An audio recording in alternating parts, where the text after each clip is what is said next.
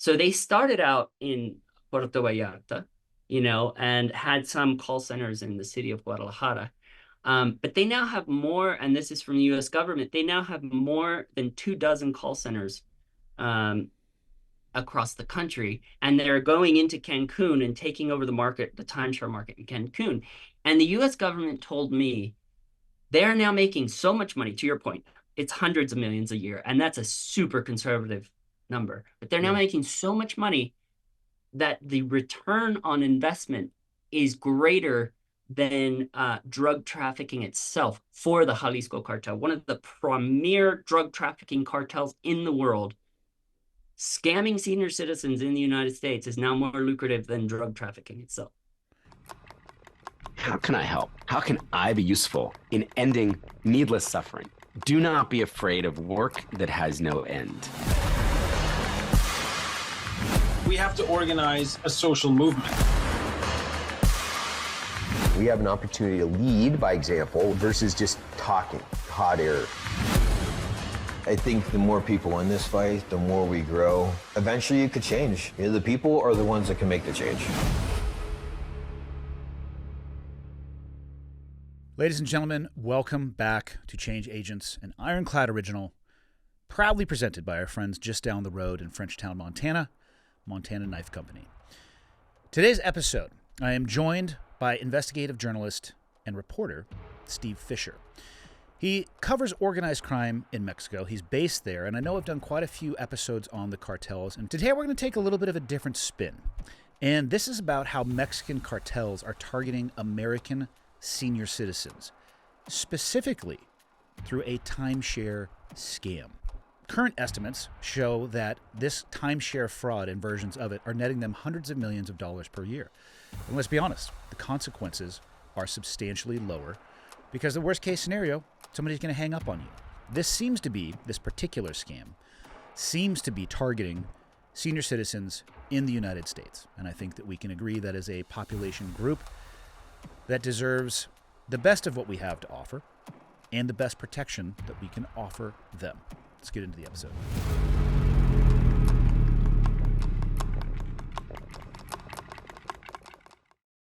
So I have had a bunch of conversations, and I mean, everything from, what's happening on the border, north or south, influence, north of the border, how much the U.S. may be aware, U.S.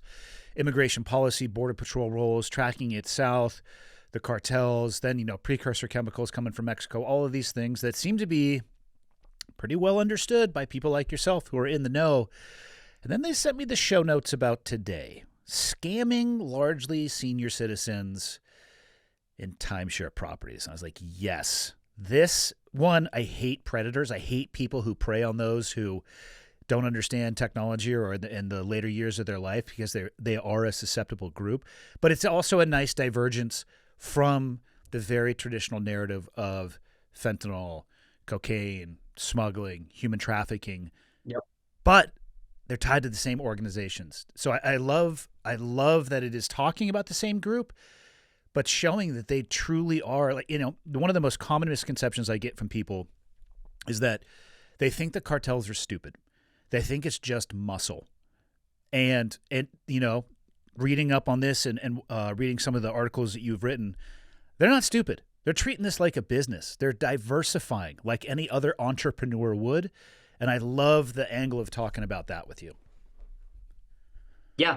And I fully agree. A lot of people make that assumption and are, I guess, surprised by my stories as a result, right? And I think perhaps that's why, if the United States, if people in the United States think of cartels as, like you said, as stupid, then I think we don't understand them nearly as well as we need to in order to limit their impact on, say, the United States or, in Mexico. If I may, I would love to just start out the gate with a tangent before we even get into the timeshare Yes, thing. I love tangents. We haven't even begun, and I'm already on a tangent. You bring this up about how people perceive cartels, and I did this story during the heart of the, or sort of the peak of the pandemic, about how this was for the New York Times, about how the Sinaloa cartel was getting cocaine into the United States despite border restrictions, all the way from Colombia up through to the US border, right? And I actually wrote that story as a business story because these are business entities. And in fact, some of the wealthier business entities in the world. El Chapo Guzman made it onto the Forbes Fortune 500 list. Um, and I wrote basically how at a time when multinational businesses were having a terrible time um, with their supply chains and their supply routes and keeping, products going, the Sinaloa cartel was like, you guys, we do this every day. And a Sinaloa cartel accountant talked to me about exactly how they do it, and he was very proud of what he did. He takes great pride in his work. He's like ascending within the organization, looking to get promoted. But right now, he was in charge of cocaine shipments coming from Colombia into the Sinaloa stronghold city for the Sinaloa cartel of Culiacan and on to the United States, right? And I was like, so how are you guys doing it? Because the airports, which they use quite a lot for their shipments, as it turns out, Guatemala and in places like that, were like almost entirely shut down during this, again, the peak of the pandemic. Mm-hmm. Border crossings were almost entirely shut down because, they were trying to limit, COVID getting into their country, all of these things. Nobody knew what to do, so they're just shutting things down. And I was like, so what is the Sinaloa cartel doing? And he's like, you know, we have to adapt every day. When law enforcement burns us on one trafficking route, we're on to the next just like that. So they were very well practiced for the pandemic, right? So all of these land trafficking routes were basically super limited for them. Mm-hmm. So what they did, and I got documents leaked to me, documents from the Colombian military that both basically showed how they just did this massive diversion into the sea and they were just shipping tons and tons and tons of cocaine from Colombia all night, like go fast boats and all Yep. that, which they've done before, but now they were just doing en masse, right? They were like, fine, one trafficking route down, here we come. And it did not limit, this accountant said, it didn't make much of a dent of the amount of cocaine coming into the United States as a result. Another thing, ports of entry into the United States were almost entirely shut down, right? So a big tractor and trailer load of cocaine would be more easily identified, right? Because there's less traffic. 40% increase in use of tunnels, 24 hours a day. Reopening some tunnels they hadn't bothered to use in a while, just bam, just 24 hours a day running through. So these are business entities that are very agile, constantly looking for diversification, because they also know that one sort of line of their business, for example, marijuana, the legalization of marijuana had an enormous financial impact on these businesses here in Mexico. They have to constantly adapt and find new ways to keep their shareholders happy, if you will. And so in this, so we can go into the timeshare thing if you like. Basically, the Jalisco cartel, of the cartels in Mexico that have extraordinary business acumen, the Jalisco cartel, the new generation Jalisco cartel, is up there with the best of them. I mean, they are so diversified, it's incredible. They're selling everything, from fentanyl to cocaine to vape pens to controlling the price of cigarettes to tortillas, the price of chicken. I mean, they've really diversified at a very local level and have this massive conglomerate that is controlling prices of so many things in so many small towns across the country. So for people who obsess about how cartels work and people who try to really understand them here, it wasn't such a great surprise that they had found yet a new opportunity to bring in, uh, new income.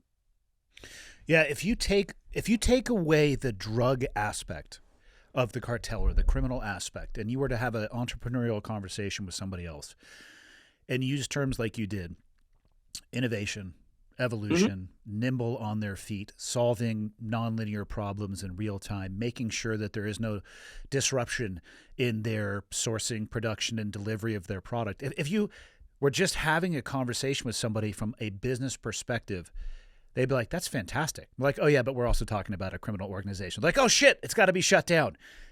Right. To think That's right. to think that they are a bunch of rank amateurs, I think it's easy to underestimate and undervalue your opponent or your enemy. I think that's been proven time and time again. And I think it's easier to say that from a conceptual perspective than to sit there and say, hey, man, maybe they are actually outmatching us. Maybe they're evolving and innovating at a faster rate than we are capable of. So we need to look inward as to what we are capable of doing and what we can do to challenge and mitigate that threat. But how does the new Jalisco Cartel, let's start maybe with, can you lay out how they interface or just the ecosystem that they live in with the other cartels?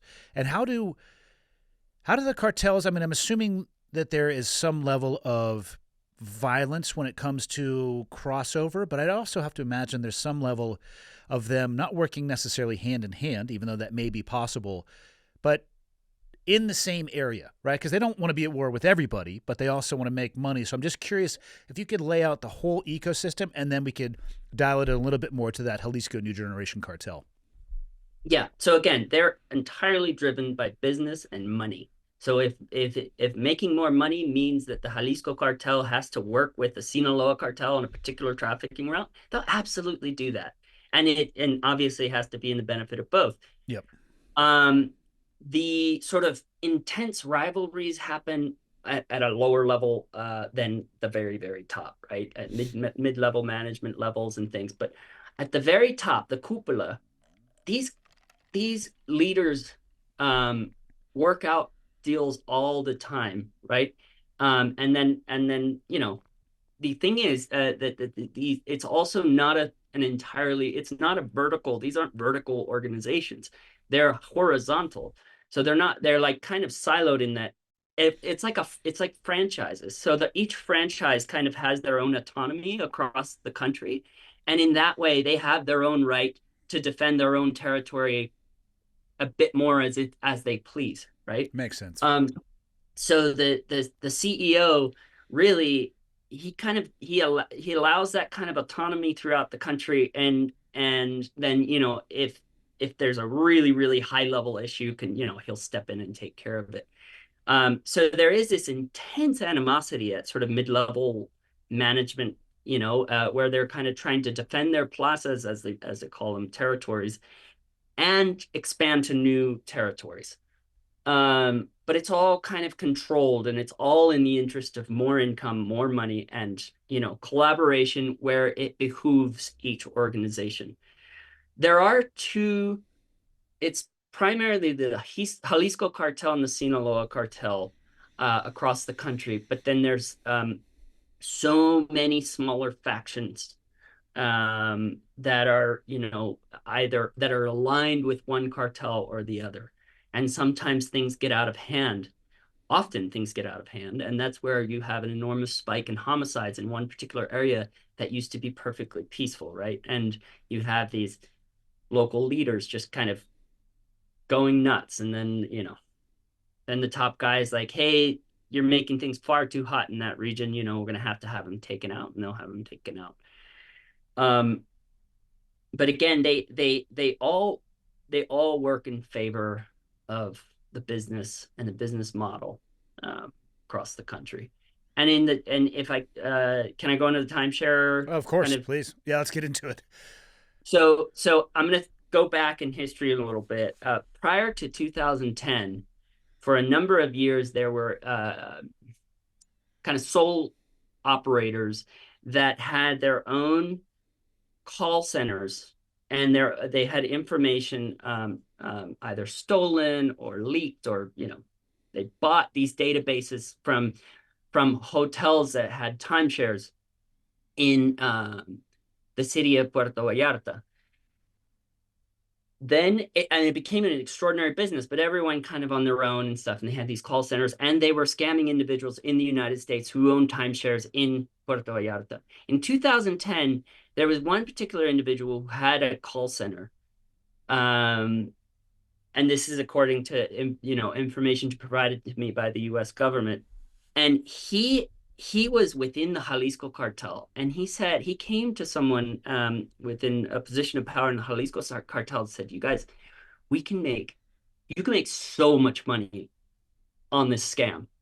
And they bought the idea and basically went around to all these call centers and either threatened the people working at those call centers that they would have to work for them, or just simply took them out and took over the call centers. And what the Jalisco Cartel did with the teaching of, being taught by this individual who had brought them the idea in the first place, was like train individuals to scam Americans, primarily senior citizens in the United States. And they brought in people who have, and I've listened to audio of these people, who speak almost perfect English. Mm-hmm. And they have them set up a network of shell companies and essentially LLCs through which they say, we are this business, you can look us up, we have this, they have this sleek website, you can see here that we are this, we're a real estate broker. And what they tell these the people on the phone, the people they're trying to scam, often people over 60, for the reasons that you mentioned, they consider them a more vulnerable and more lucrative option. They say, look, you have a timeshare. I see you have a timeshare here in Puerto Vallarta. I see that you paid $50,000 for it. And I'm a real estate broker, and I have someone who would love to buy it from you for $75,000. And that sounds amazing, because it's really difficult to get rid of your timeshare once you've bought it, right? So this is something, it's like what you want to hear. So you're getting back your initial investment plus some profit, and you probably have used it to a fraction of the degree you thought you were going to when you signed up for it. Always. Yeah. That's exactly right. And so this all sounds fantastic. And plus, they have this really great website that shows what they do and who they are. And in fact, they have very, very they have very good legal documents that they send them. They say, look, here's the legal document, here's the agreement, here's the contract, all of it, everything signed. Everything is in order. It looks in order. I mean, some of these people I've spoke to who were scammed even brought them to their accountants and said, does this look okay? And they're like, yeah, it looks legit. Let's go for it. Wow. Congratulations. I hope you are enjoying season 2 of Change Agents, which is an IRONCLAD original. And if you are a fan of the podcast, you know that we are presented by Montana Knife Company, which from where I am sitting right now is a short 2-hour drive, maybe 120 miles due south towards Missoula. I was first exposed to this brand through its founder, Josh Smith. And actually, when I first met him, I wasn't even aware of what Montana Knife Company was. He sat across the table from me. We had a conversation, and I have been a fan ever since. This was a few years ago, and the velocity and trajectory of that company is unbelievable. I directly associate that growth with who Josh is, what he stands for, and what he puts into his product. So a little bit more about Josh. He's been making knives for 30 years. They're made in the USA. They have a multi-generational warranty and free sharpening. They're design tested and they're built by hunters, and MKC's a hunting knife company first and foremost. They sell out their knives sometimes in under 60 seconds. And if you want to see what they have available or what's coming up, surf over to montanaknifecompany.com. They have a new knife drop every Thursday at 7 p.m. Here's what I'm going to say on that. Practice checking out. As ridiculous as that sounds, you need to have your credit card information loaded and practice the checkout process, because they go like that. I cannot even count the number of times I have had a knife taken from my cart because somebody was faster to purchase it than I was. People ask me all the time, what's my favorite blade of theirs? I go with the Mini Speedgo. It is my everyday carry knife. I don't use it for knife fighting. I use it for things that I need a knife for, so usually opening boxes. But it is my favorite blade, and if you're a fan of working knives made for working people, I highly suggest that you check out Montana Knife Company. And I'm going to add to that. Let's talk a little bit about the warranty. They have the best warranty program in the industry. No matter if you bought the knife from them directly, or bought the knife from a friend, or it was gifted to you, or if you even found the knife, they're going to honor the warranty for the life of the blade. How awesome is that? Couldn't be more proud to have them as the presenting sponsor of Change Agents. They are a fantastic organization.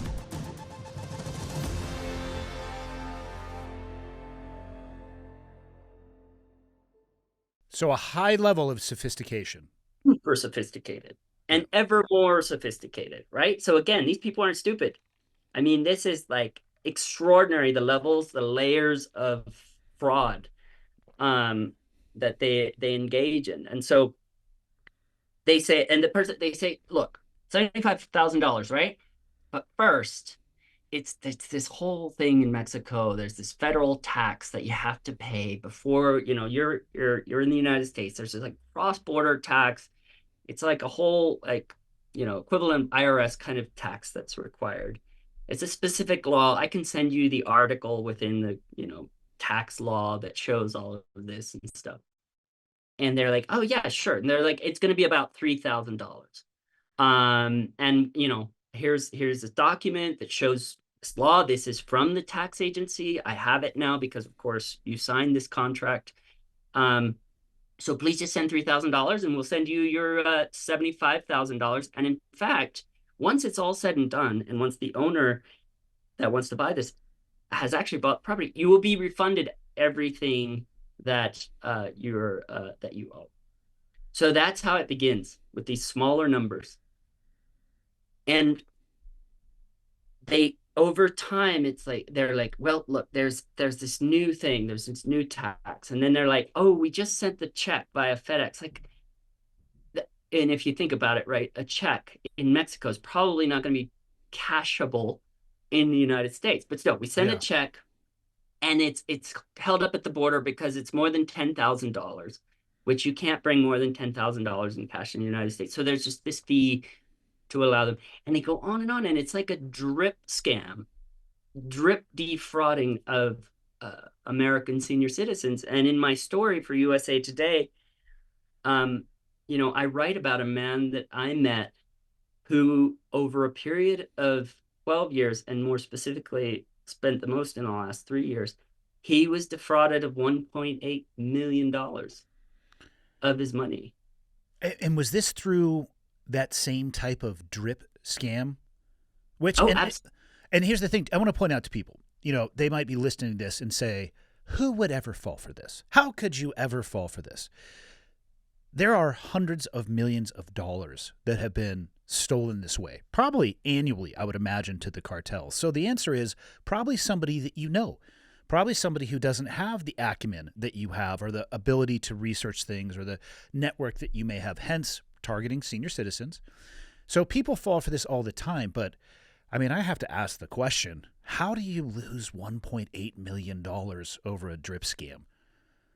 Well, as it turns out, this individual I'm talking about, I'm able to use his first name, Stephen. He is a financial manager. Oh, he's boy. not just anyone. So you know what? He kept an incredible record from the day this began until the last payment that he made, which was which was December of last year. And he has a record of every transaction that he ever made in a spreadsheet that I was able to review that showed all the banks and information of the bank. So what happened with him was, it started out to be one thing, and here's where this cartel is even more sophisticated. Once he caught on to this scam, he was like, oh, you guys are scamming me. They just dropped off for a few months. And then someone called him and said, hey, we're from the Victims Defense Institute of Mexico, which is a legitimate organization. We just raided a call center and found your information and saw that you've been defrauded of an enormous amount of money. and we have a lawyer who is prepared to bring your case to the Supreme Court. But not only that, we other people, other your name has been used to defraud other individuals. So you are due all the money that those other individuals that your name was used to defraud. And it's to the amount it ended up being of $6 million. But here's the thing, we're just going to need some fees because there's these fees for for the Attorney General's office. There's a fee for the Unit of Financial Investigations. Again, totally exists. There's all these documents. And his case goes to the Supreme Court for at least 2 years. It's in the Supreme Court, during which he's like paying lawyers and paying all these fees because now, way back when he was owed, he was going to get paid like $75,000. Now he's about to recover all of the hundreds of $1,000s he had already spent and make $6 million. Oh, is that meaning, get $6 million? That's how they pivot when they identify that you realize you've been scammed. Right? With another scam. Yeah. And he kept record. He spoke to more than 150 different individuals, many of them who purportedly were from the Mexican government over a period of 12 years. And he built close, deep relationships with some of them. They knew intimate details about his life. What he didn't know is that it was a Jalisco cartel scamming him of, again, more than $1 million, almost $2 million. And this organization is now expanding. So they started out in Puerto Vallarta, and had some call centers in the city of Guadalajara. But they now have more, and this is from the U.S. government, they now have more than 24 call centers across the country. And they're going into Cancun and taking over the timeshare market in Cancun. And the U.S. government told me they're now making so much money, to your point, it's hundreds of millions a year. And that's a super conservative number. But they're now making so much money that the return on investment is greater than drug trafficking itself for the Jalisco Cartel, one of the premier drug trafficking cartels in the world. Scamming senior citizens in the United States is now more lucrative than drug trafficking itself. I was jumped a few years ago at a gas station. What are some easy to use self-defense techniques?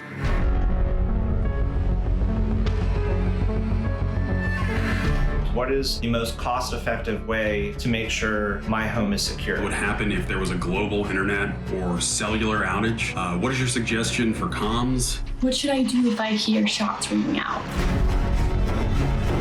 Or what I should do if there's a major terrorist attack. How is your faith tied in to being a protector? Is there a moral case for taking a life? What is your recommendation on critical EDC? What should I have? What's the best? What should I do? What does that look like? What would you recommend? Is there anything I could do?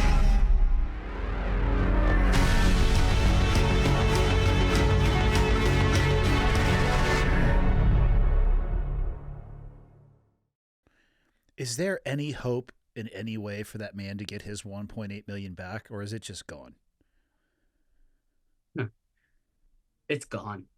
Yeah, that's what I figured. Unfortunately, God damn it. Yeah, and I had so many hard conversations with him, I mean, being the bearer of such terrible news, that's his retirement. And it was hard to talk to him, also because he really liked some of these people. They were on his side. They were helping him get $6 million. They were doing him favors and not charging him as much. Were they though? Were they his friend? No, I'm saying. I know that's what I'm saying. I'm speaking, right? It's heart-wrenching. And it made me realize that if someone as detail-oriented and as smart as this individual, Stephen, if they can be scammed, then anyone, it can happen to anyone. And I think, the other part of this, the reason this scam is so incredibly successful is that people have a lot of shame about being scammed and duped. For sure. You know, nobody wants to admit this. Stephen alone is partially anonymous because he doesn't want people to know this. It could impact his work, people's trust in him, to manage their finances. And so this is in the great favor of the Jalisco cartel because the FBI, I believe they identified that like barely 20% of all of these scams are ever reported. So and there's again, and then to your point or to your question, is there anything to be done about it? No, we don't believe that the Jalisco cartel is that interested in returning money to senior citizens in the United States. That's shocking. I can't believe they wouldn't want to do that. Right. They're heartless, clearly, otherwise they would. But also the Mexican government is not that particularly motivated to do anything about this. So this all runs through Mexican banks. And the Mexican banks, I spoke to, experts and people who've represented individuals who've been scammed here. And they were like, Mexican banks don't do anything. Plus, it's a ton of money coming in, If the banks were above board and they were willing to actually step in, what would they actually be able to do other than probably freeze funds that they considered to be coming from either a scam or a source that they weren't able to verify? Well, I was told that it's pretty easy to actually flag these payments because they're not in that way. The cartel has gotten away with it for so long that they don't have to be that sophisticated about covering their tracks as they might in the United States, right? Yeah. And so banks can quickly identify patterns from one particular person, these patterns of payments being made, and they can quickly flag them, but they don't. And that would be it. They would just have a unit within the bank that would kind of identify suspicious payments, and they could quickly stop it, and they don't. So you mentioned that the cartels are looking at Cancun and that they are creating call centers there. Are they actually creating their own, or is the cartel going and finding call centers that already exist and basically giving them the option to work for them or end up in the 45 garbage bags that some other call center employees ended up in? Absolutely. A terrible, horrible event. I think it's both. They now know how to build these call centers. They now know how to build them out. So they probably much as they would take over a territory where they want to expand in their drug trafficking operations, you just go in, they have, all the weaponry they need to enforce whatever they want. And so I think it's both. But what I wasn't able to get to the bottom of was like, where are these call center employees coming from? Because it's not easy to find people with an almost perfect English accent, right?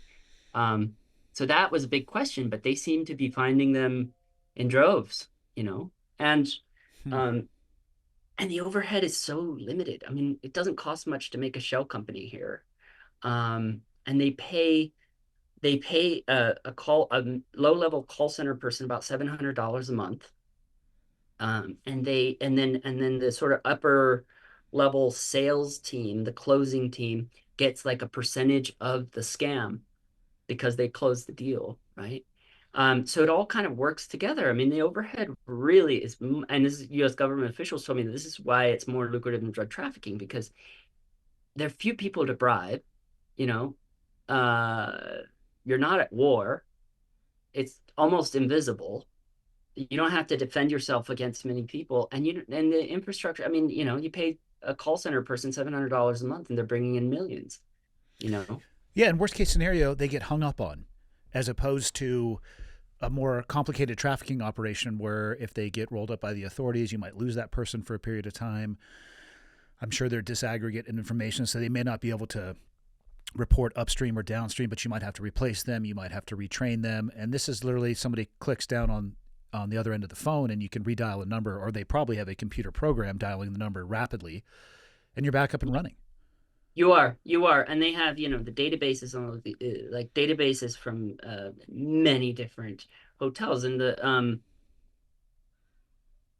scary thing about this is that the Jalisco cartel has now found its way into the living rooms of of America's most vulnerable population.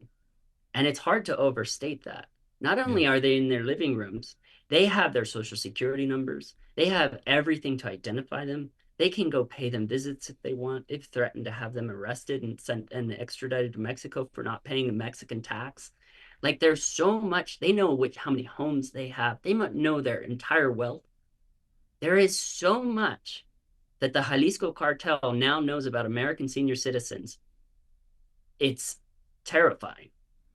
I mean, you could add to that, they probably know their work history. I bet you they know their family, probably where their family lives. I mean, the electronic signature that we all have online is more robust than anybody would like to think. For people out there who truly know how to access it, they can find almost anything out about you. So yeah, I think of this through the lens of, well, my father would be a bad target for this because he is as stubborn as the table that I am sitting in front of. And he would be the kind of guy who would have a 15-hour conversation and never, like, he would start trying to scam the scammers with their time. But I guarantee you they'd be able to find close family, his wife's name, where they live, where they came from, maybe vehicles. And if you start targeting that information at people who are not like that or don't know that that information is out there, I can totally understand how it would be absolutely terrifying to them, especially if they don't have somebody else that they can bounce that information off of. Yeah. Yeah, that's right. And often the individuals who are being scammed kind of don't want to tell other people, in some cases, like people I talked to had taken all of their savings, mortgaged their house, and then taken the savings, asked for the savings of their wife, right?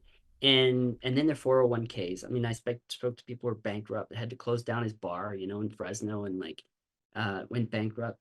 And they don't, but they're kind of like, I'm not going to tell everyone I'm doing this. There's this like feeling, but then there's this hope, especially for people who are in desperate need. And yet the cartel, I mean, again, it's dangerous to underestimate just how sophisticated they are. And in these cases, they get all of the information they need to use it against these victims and extort them for more money. Not extort, but defraud them of more money. And well, I had a thought. I wanted to follow up on some of that, but that they also, just to understand and make, just to reinforce the idea that they keep your data, sometimes they'll come back to these people a year later because they have their information, they save their information, and they come back to them and say, here's, where we're at, here's what's been going on, just wondering if you're interested in this new, opportunity I have, things like that. I mean, they're not just churning and burning. These are longtime clients, so to speak, which speaks to another level of sophistication. Yeah. And again, worst case scenario, they get hung up on and they can put, drag your name to the folder that says contact in 12 months. That's right. It just costs time. This week on Borderland, an Ironclad original, Vince dives deep into the realities faced by America's deported veterans. In 2019, I found out that veterans were being deported. Once I found out that was happening, I couldn't look away. It was like, what do you mean? Like this, I was like, I could have been one of those. You were serving this country with a green card, not even a citizen of the country, and no one made your citizenship, your naturalization process a priority. For me, is if you're willing to serve this country, that says a lot about you. Like, it should be us on the military side, do everything we can to grant you that. Watch Borderland every Monday wherever you get your podcasts and on YouTube at This Is Ironclad. Talk to me about the 8 employees of one of these, and I use the term employee very loosely, that ended up in garbage bags. What happened there? Well, like many things in Mexico, it's hard to know exactly what happened. But it seems that there may have been an internal revolt. And they may have tried. One of the theories is that they may have tried to leave their jobs and get out.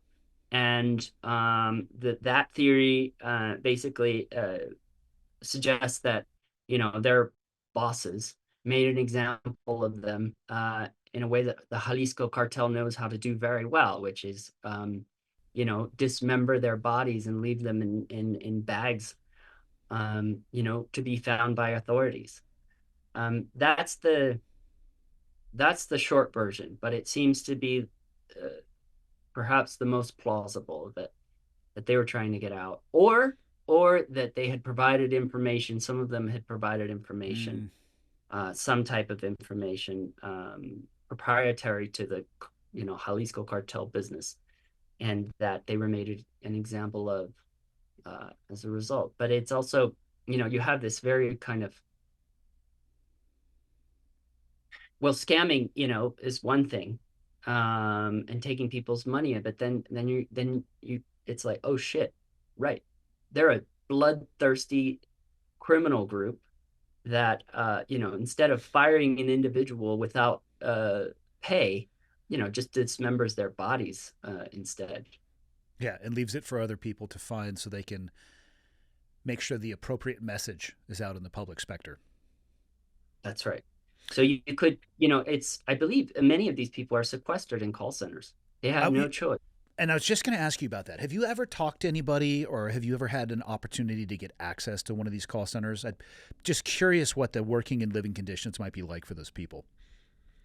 Yeah, I didn't have enough time. Well, I didn't have enough of resources for this story to go there. And also there was a security consideration that I made about getting involved, because again, knowing that this is perhaps one of the most lucrative streams of income for the cartel, that they're also especially interested in doing whatever they need to do to protect that stream of income. So someone snooping around can be especially dangerous.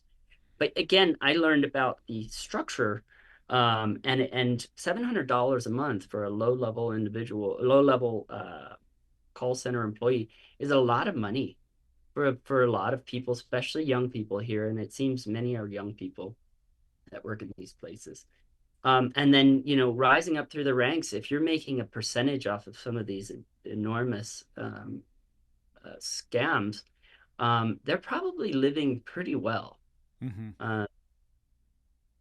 And with the individual, the young people whose bodies were dismembered, their families mentioned in the local press, they kind of knew that they were working for this like call center that did like international work and real estate and stuff, but they didn't know anymore. So it seems that there's this kind of secret sort of lives that they lead in a way to keep people from knowing. But it is clear once you start working that you are in fact working for a cartel and not just another telemarketing business. Has the U.S. taken any steps at a governmental level to try to curb this impact? Or is there even anything, because again, we're talking about telephone conversations, is there anything that the U.S. government can actually do to stop this? Stop it? That's really, really hard. Again, because people are how about clamp down a little bit? Any level of impact?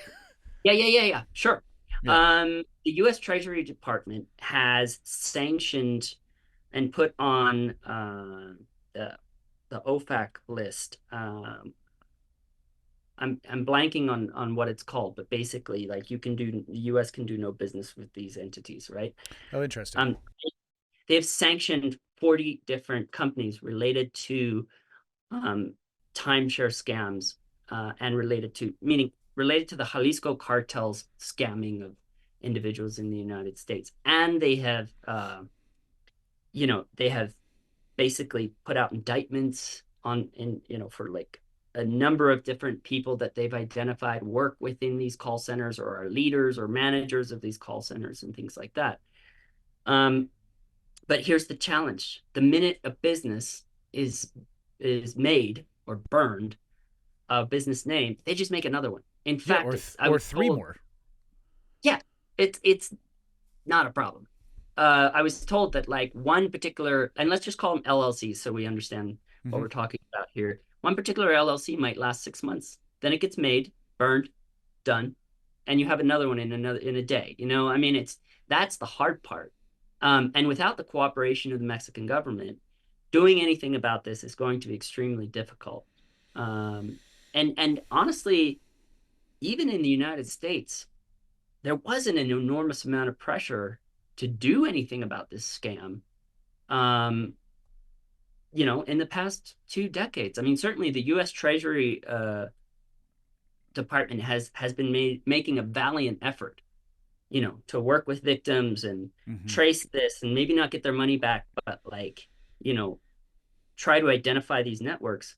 But it hasn't been, this has been going on since 2010, at least. Right. Well, I think you nailed it with the shame. If people are unwilling to talk about what happened to them, it's not going to rise to an issue of great importance because they're not hearing about the true volume and size and scope and scale of this. That's right. And that's where the Treasury Department has a really difficult job. The FBI, which receives these reports from victims of scams, has a very difficult job because they're working with a small pool of individuals. And often, again, it kind of, they start looking into, where the roots of this are in Mexico, and it all kind of just fades into like it just into the ether, you're like, where am I? How do I stop this? There's no one here who's doing anything. And I think that's been incredibly frustrating for U.S. law enforcement.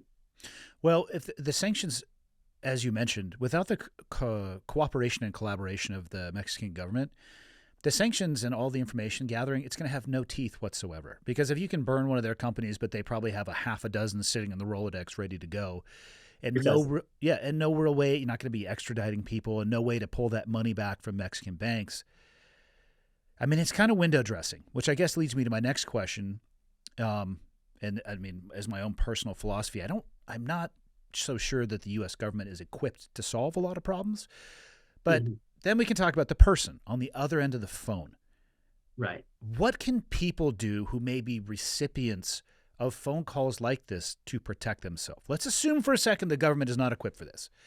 What can we do to maybe even educate our family members? Like, I'll be honest with you, if my dad and my mother-in-law are not the type for timeshare stuff, it's just never been their jam. They like staying locally. But if they were, and if they did have a timeshare, you'd be damn sure that I'd be going to have a conversation with them about this specifically to educate them. And so what would you suggest as somebody who's seen how they've created these centers and networks and what they do? And, you've talked to people who've lost almost $2 million over the course of over a decade. What would you recommend for people? How can they best protect themselves against this scam in particular? And I'll put on that an asterisk. This isn't going to be the last scam, and this isn't going to be the only one that they come up with. But specifically this one, how would you protect them from that? That's a really good question. I think first and foremost, let's just go very timeshare specific, as you said. Timeshares are almost impossible to sell. So anyone calling you saying, we can buy your timeshare, that immediately should be a red flag. And then if someone says, oh, we're going to need there's going to be some fees involved before we can get your money to you and your bank account, that should be just a total cutoff at that point. Money up front from you to them. To them, up front before they send you their money. I mean, that is one of the sort of time-proven scams, that we know about. It's always like, yes, I'm going to get you this, but first you're going to have to just pay this small fee, right? And they're giving you this big number. So be aware, they're going to give you a number that sounds fantastic, and then you're just going to have to pay this little bit before to get the fantastic number, though. It's and you know what? You know why this works so well is because they tell us what we want to hear. It plays on hope, which is the opposite of shame. That's right. Well said. That's right. You should have written my article. That's a good line. I am not qualified or have a vocabulary large enough. Hope might be the largest word that I know. So, but that's it. That's the psychology of it. So when anyone comes and says over the phone, we need you to send money to a Mexican bank account before we can pay you, that's probably when you should hang up. Yeah. You know, I mean, if we're talking about timeshares and they say we can buy your timeshare, which is almost impossible, and then they say we need some fees before we can pay you, you probably want to hang up. That's probably not worth it. Ladies and gentlemen, today's episode is also brought to you by MTNTOUGH.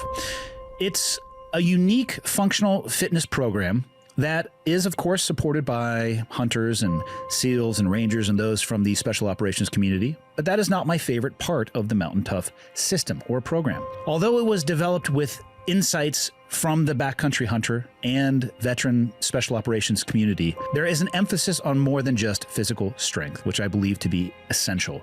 It is also about building an unbreakable mind. It is easy to build muscles from the neck down. It is far more difficult to build muscles from the neck up and the resilience between your ears. The MTNTOUGH app provides the best functional fitness program directly to your phone, tablet, TV, or a web browser. So you really don't have an excuse to say, oh, I didn't know what I could be doing or should be doing, whether it's a program or inspiration or insight. It's all right there at the touch of your fingers. Some of you might be saying, well, I'm not a ex-special operations personnel. I'm also not a backcountry hunter. That's okay.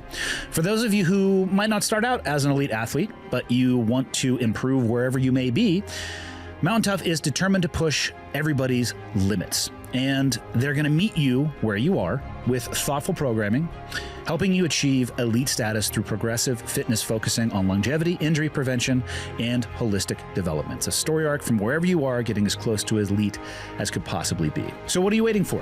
You can join the global MTNTOUGH community right now. A community of people transforming their lives, bodies, and minds. Download the MTNTOUGH app today and start training to always be ready for whatever it is you're trying to be ready for the backcountry, for the mission, or just life's unexpected challenges. Because when it comes to being prepared, there's no excuse to not start now. You can use the code CHANGE, which I'm looking at all capital letters, one word, at mountaintough.com on the monthly plan to get your first month absolutely free after your 14-day free trial. That's 6 weeks free to dive in, test the waters, the programming, and make sure it's actually for you. What are you waiting for? You can change your life today. Be ready for the mountains, the mission, and just life in general.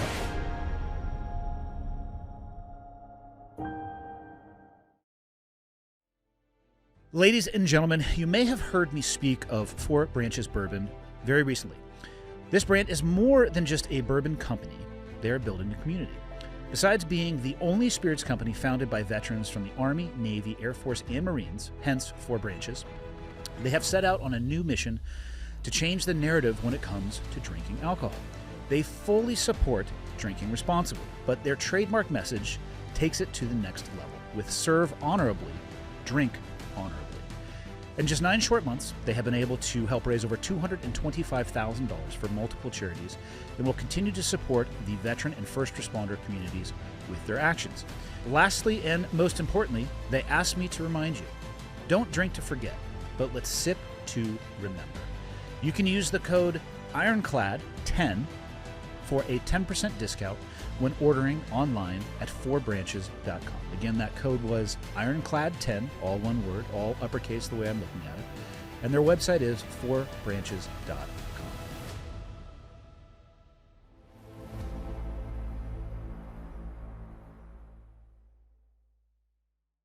What would you say to somebody who now, so they're going to hear this, they're like, I'm going to go talk to my fill in the blank, grandmother, grandfather, mother, father, and they come to find out, like, oh shit, my family member is in fact having this conversation, and they don't want to believe that they're being scammed because look what they're going to give you. Documents. They're going to be able to provide you all of these things. If you encounter somebody who's already at that level, what would you recommend? There, maybe even a small amount of money has gone downstream across the border, and they have this volume of information. Is there any way to truly vet it? Because like you said, it's a high level of sophistication. It might look very real. It might fool financial advisors. What would you suggest? Right. It can even fool accountants, apparently. Find a private investigator or find a lawyer to track down perhaps best well, both, because I know great lawyers who have helped enormously in this regard. Find a lawyer. If you Google timeshare scams and lawyer, you will find some people who have seen these patterns and know exactly how to identify them. Right? It's always, the pattern is almost always the same, and a lawyer can tell you probably, who's an expert in these kinds of cases, whether or not it's a scam. Same with a private investigator. So there are a few out there, and you'll find them fairly quickly, because I think it's a bit of a small world, right? The timeshare scam experts out there. Yeah. And just have them review what you've already done, what you've paid, what you've been asked for, and you can very quickly tell. You'll be very quickly told, I think, whether or not it's a scam. The trouble is, then you're going to have to let go of that hope, and that's hard. And that's sometimes where kids have had a hard time convincing their parents to stop talking to what is the Jalisco Cartel. Hope is an amazing thing. You'll get a kick out of this story, and I think my dad would be okay with me telling it because it happened so long ago. But I was born and raised in Santa Cruz, California. And before I was going to go into high school, so I graduated in 96, so this would have been in the early 90s. He was a masonry contractor. Mm-hmm. And there was a newspaper article that was soliciting for masonry contractors somewhere in Mexico. And it had a phone number. And he called, and I remember my mom and my dad talking about this because it was going to require our family to move to Mexico. And it was this, they were going to be building infrastructure and schools and government buildings. And all you had to do was send in a couple $1,000 via check so they could make sure your licenses were, and this is my recollection of being a young man, but I know it's something along this, and I'll get confirmation from my dad. But it was somehow a money up front before they'd be able to get you the paperwork or the work permissions. And this is in the 90s. So this is not something new. This is before technology. This was a legitimate newspaper clipping, I remember. And I remember this so specifically because when my dad did figure it out, because he sent the check, FYI.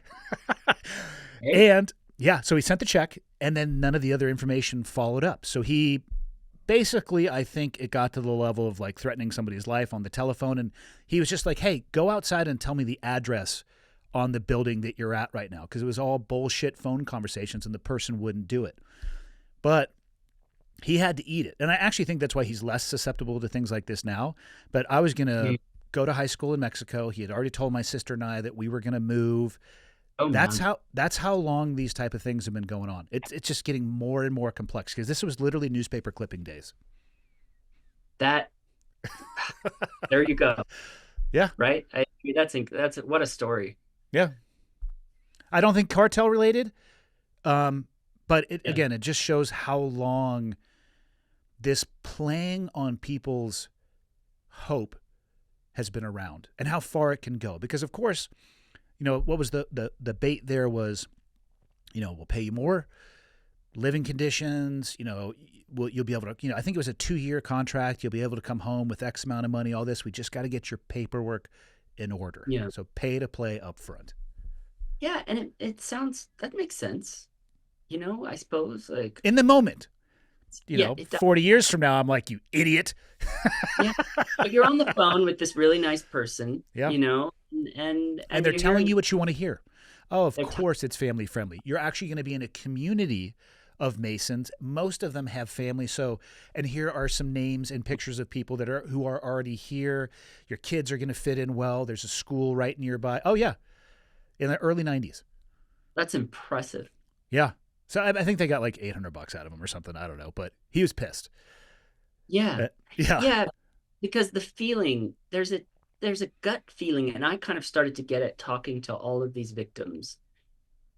I can feel it right now. Like, as I think about the people I spoke to, there's a unique feeling to being scammed, or there's a better word for it. There's a unique feeling to having been deceived by a kind person, right? Yeah.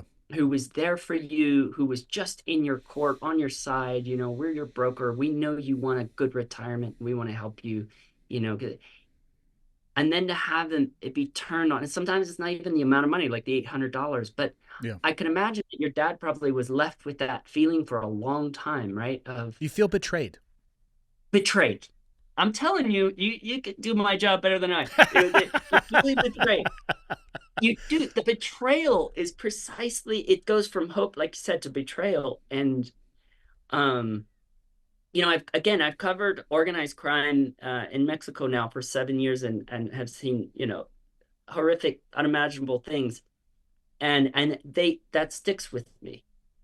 But this sticks with me in a different, ugly way that is kind of still hard for me to sort of understand the feeling of. But it's seeing the elderly, the vulnerable, people who want to believe the good in others, yeah, have been betrayed so deeply by someone who was in their corner. And that's like a unique kind of feeling of like, fuck. It's a unique type of evil, because then, like you said, for most people, they don't share it with anybody. So they sit with that quietly, probably isolated and alone.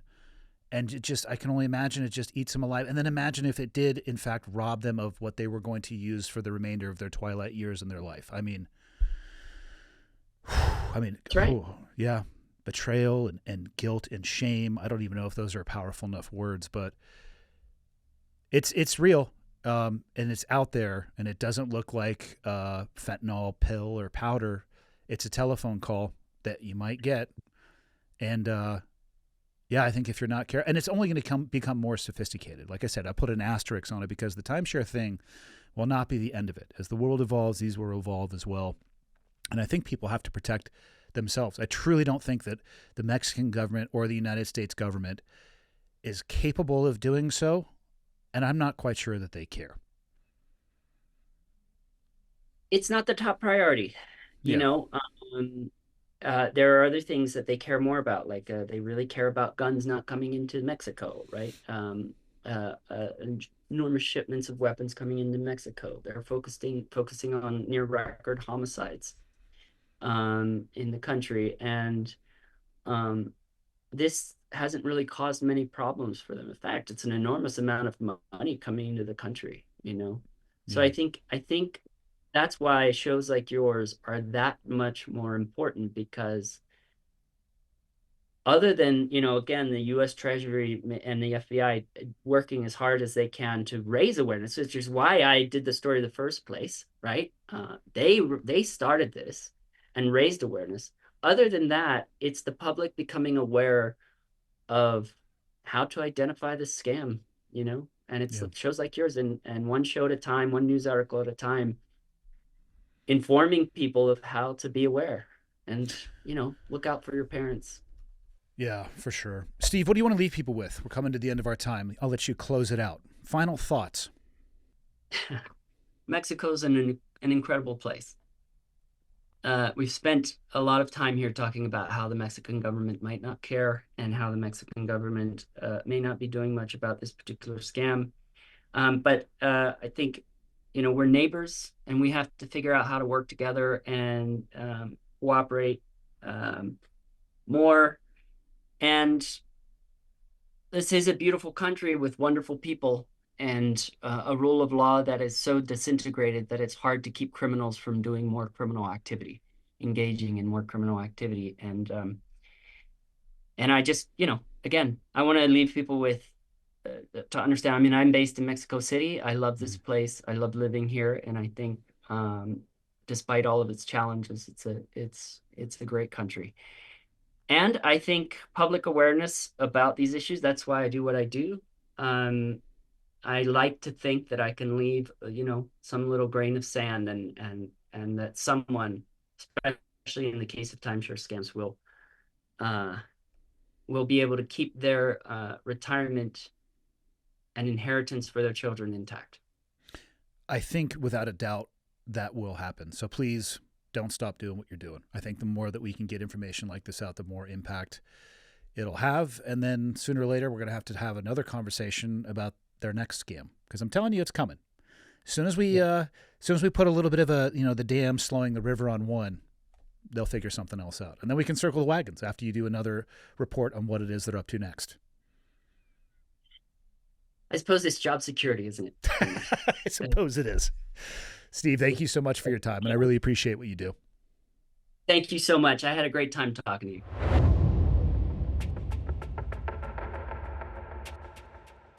Hope you enjoyed today's episode, and I hope that you think about your own family and extended friend circle. That's actually what I did right after this conversation that I had with Steve.